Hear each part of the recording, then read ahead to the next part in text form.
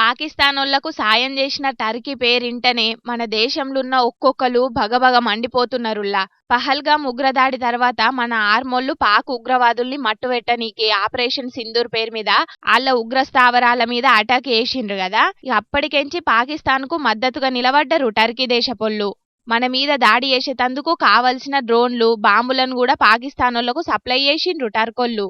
తిన్నింటి వాసాలు లెక్కబెట్టినట్టు ఆళ్ల దేశంలో భూకంపం వచ్చినప్పుడు భారతదేశం మనల్ని ఆదుకున్నది కదా అనే సోయి కూడా లేకుండా పోయి పాకిస్తానోళ్లకు సాయం చేసిండ్రు. అయితే ఇప్పుడు పాకిస్తానోళ్లకు సాయం చేసిన టర్కీకి పెద్ద షాకే ఇచ్చిండ్రు మనోళ్ళు.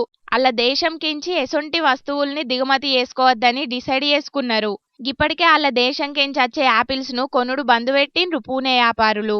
ఇప్పుడు గదే తొవ్వల నిల్సున్నారు రాజస్థాన్, ఉదయపూర్ వ్యాపారులు. టర్కీకించి వచ్చే మార్బుల్స్ దిగుమతి మొత్తం బంద్ పెట్టాలని నిర్ణయం తీసుకున్నారు. ఉదయపూర్ మార్కెట్లున్న మార్బుల్స్ 70% మీద దిగుమతులన్నీ టర్కీ నుంచే అయ్యాయట.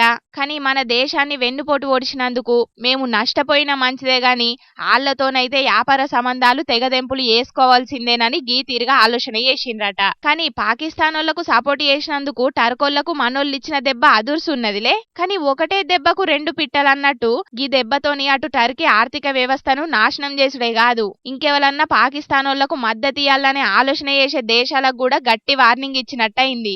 కాకుంటే ఇంత జరుగుతున్నా కూడా టర్కీ దేశ అధ్యక్షుడు ఎర్డోగాన్ మాత్రం నిజమైన స్నేహానికి పాకిస్తాను నిదర్శనమని చెప్పుకొచ్చిండు. ఇక పాకిస్తాన్ ప్రధాని షెహబాజ్ షరీఫ్ ను ఆప్తమిత్రుడన్న టర్కీ అధ్యక్షుడు భవిష్యత్తులో కూడా పాకిస్తాన్ కు అండ ఉంటామని భరోసా ఇచ్చిండట.